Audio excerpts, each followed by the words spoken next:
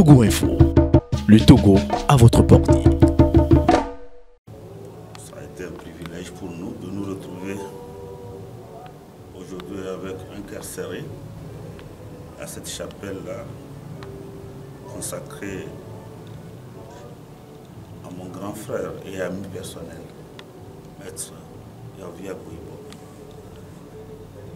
Une densité au plan intellectuel, humaine. Nous venons lui rendre un hommage avant l'heure. Nous avons rempli le cahier de condoléances, le cahier des hommages, pour dire en quelques mots tout ce que nous avons vécu avec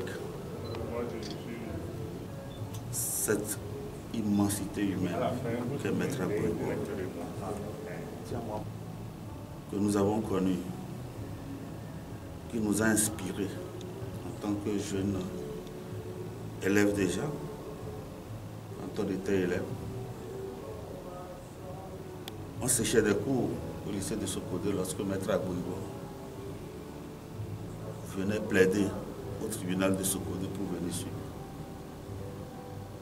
Nous pourrons dire que la carrière que nous avons embrassée plus tard comme juristes, ils ont été ceux qui nous ont insufflé le goût du droit, de la défense de la veuve et de l'orphelin, du combat pour les droits de l'homme. Plus tard, nous allons retrouver Maître Gouibo au plan professionnel et davantage sur le terrain politique dans les années 89-90.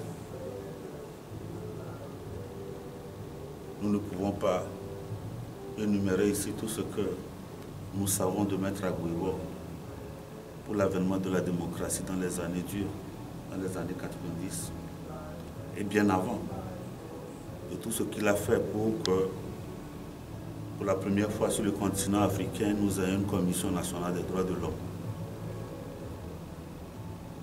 Nous étions aux côtés d'un certain nombre de personnalités qui nous ont permis de savoir qu'il a su influencer le parti unique à l'époque déjà pour autoriser que des élections dans les années 85 puissent opérer dans le cadre de ce parti unique pour doter notre pays d'une assemblée nationale qui marquait déjà les premiers pas de l'évolution démocratique du pays.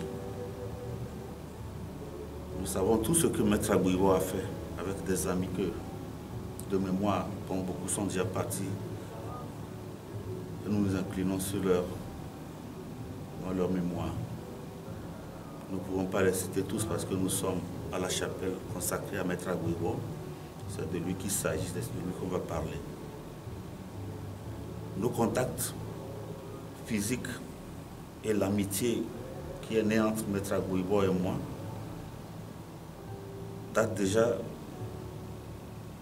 des années 1989. À l'époque, j'étais chargé des affaires politiques au PDR et Maître Gouibo, du président, on était en union car PDR. C'est là que nos relations se sont beaucoup intensifiées avec Maître Gouibo et consorts, paix à son âme également. Nous avons beaucoup travaillé pour pouvoir aboutir à l'accord cadre de Lomé. Nous aurons travaillé encore, lui, après 2005, lors du dialogue intertogolais également, c'est poursuivi à Ouaga. Et même quand j'ai quitté le PDA pour former mon parti politique, Maître Gouibo a été de ceux, des anciens, qui m'a tout de suite apporté son soutien. Nous retiendrons de Maître Gouibo cette approche facile. Il n'a pas de complexe vis-à-vis des jeunes. C'est un monsieur qui distille autour de lui ce qu'il a de connaissances sans grosse tête. Il s'abaisse au niveau de tous ceux qui sont à son niveau. Vous ne pouvez pas partir d'une discussion avec Maître Agbouibo en restant perplexe. Un monsieur profond, d'une humanité hors pair.